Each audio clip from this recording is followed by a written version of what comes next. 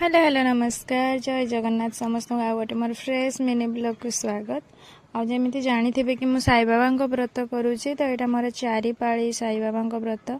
तो मुझे गाधे आसी ठाकुर पूजा रेडी हो सारे।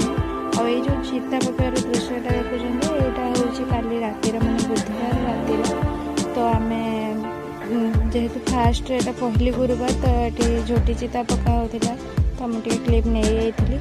तापर ये बाबा आरती सारी ठाकुर पूजा कर सारी भोग लगेली आउ से भोग को मुझे पाइली।